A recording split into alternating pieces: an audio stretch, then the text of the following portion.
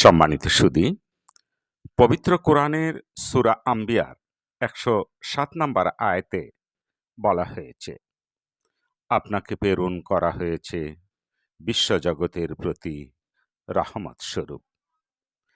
সেই রহমতুল্লিল আলামিনের জীবনের নানা দিক ও তাঁর পবিত্র হাদিস গ্রন্থ এবং পৃথিবীর সর্বশ্রেষ্ঠ মহাগ্রন্থ আল কোরআন থেকে এখন আলোচনায় উদ্ভাসিত করবেন আজকের এই মোহিত ও ঐতিহাসিক ইসলামী জালসার সম্মানিত দ্বিতীয় আলোচক, বিশিষ্ট ইসলামী চিন্তাবিদ, সুমিষ্ট ভাষী, আলেমে দিন জনাব হজরত মাওলানা মোহাম্মদ হারুনুর রশিদ, যিনি কামিল শ্রেণীতে তাফসির বিভাগ থেকে সুনামের সহিত প্রথম বিভাগে প্রথম স্থান অর্জন করেছেন।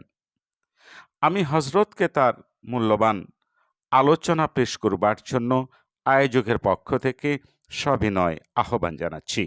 মহান আল্লাহ যেন তিনার মুখ থেকে এমন কিছু বাণী বের করে দেন যাতে করে আমাদের ইহকাল ও পরকালের মঙ্গল সাধিত হয়।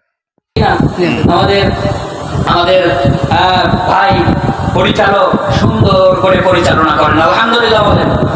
অনেকে বলে, এই কথা আমরা বলতে শুনেছি যে পরিচালকের কথাগুলি শুনে মনে হচ্ছে এই মাহফিলের বক্তা, প্রধান বক্তা, দ্বিতীয় বক্তা না হয়ে যদি পরিচালক ওয়াজ করতো আরো বেশি মানুষ শুনতো।